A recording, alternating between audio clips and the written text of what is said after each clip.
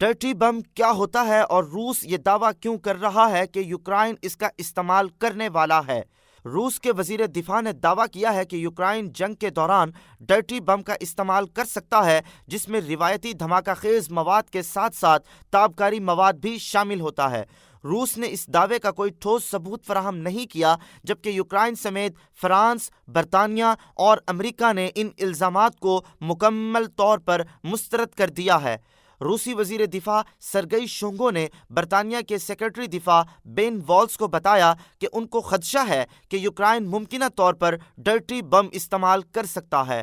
انہوں نے امریکہ، فرانس اور ترکی کے وزرائے دفاع سے بات چیت کرتے ہوئے بھی یہ دعویٰ کیا ہے۔ فرانس، برطانیہ اور امریکہ نے ایک مشترکہ بیان میں کہا کہ ان کی حکومتیں روس کے جھوٹے الزامات کو مسترد کرتی ہیں کہ یوکرائن اپنی ہی سرزمین پر ڈرٹی بم استعمال کرنے کی تیاری کر رہا ہے۔ یوکرائن کے صدر ولادیمیر زیلنسکی نے الزامات کو مسترد کرتے ہوئے کہا کہ اس جنگ میں ہر ممکنہ بری چیز کا ذریعہ روس ہے۔ ڈرٹی بم کیا ہوتا ہے؟ ڈرٹی ایک ایسا بم ہوتا ہے جس میں تابکاری مواد جیسا کہ یورینیم موجود ہوتا ہے، جو روایتی دھماکہ خیز مواد پھٹنے سے ہوا میں پھیل جاتا ہے۔ یہ ضروری نہیں کہ اس بم میں موجود تابکاری مواد کسی جوہری بم جیسا ہو۔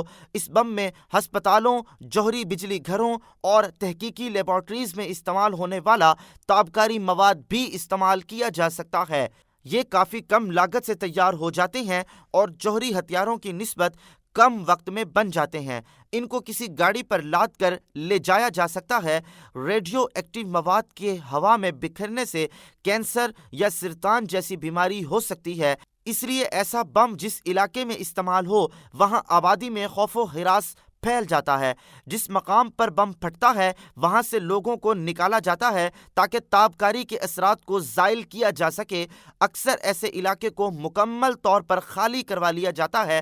فیڈریشن آف امریکن سائنٹسٹ کے مطابق اگر نیو یارک میں مین ہیٹن کے مقام پر 9 گرام کوبالٹ اور 5 کلو TNT ملے بم کا استعمال کیا جائے تو پورا شہر دہائیوں تک رہنے کے قابل نہیں رہے گا۔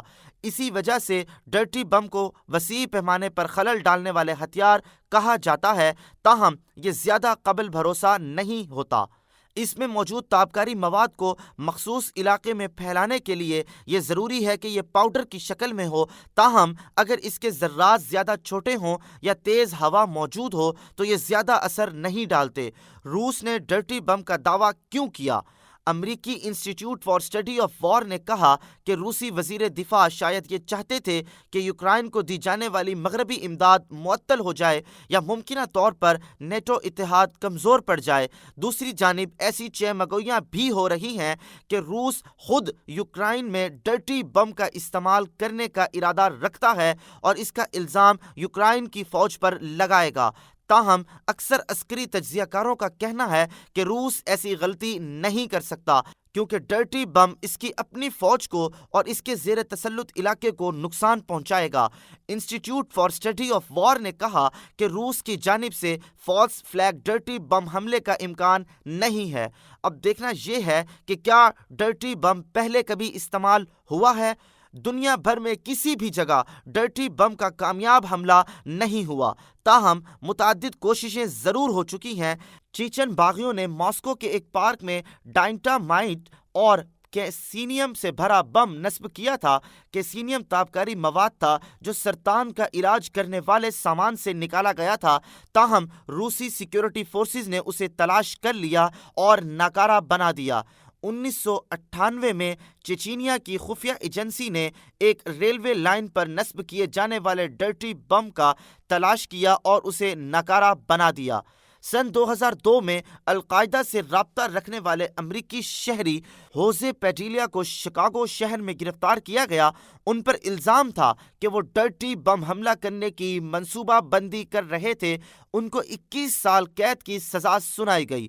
2 سال بعد ایک برطانوی شہری اور القاعدہ کے رکن دھرن بروت کو لندن میں گرفتار کیا گیا اور دہشت گرد حملوں کی منصوبہ بندی کرنے کے الزام میں 30 سال قید کی سزا سنائی گئی۔ ان پر ایک الزام یہ بھی تھا کہ وہ ڈرٹی بم حملہ کرنا چاہتے تھے۔ حذیفہ شکیل، آفاق نیوز، بہاولپور۔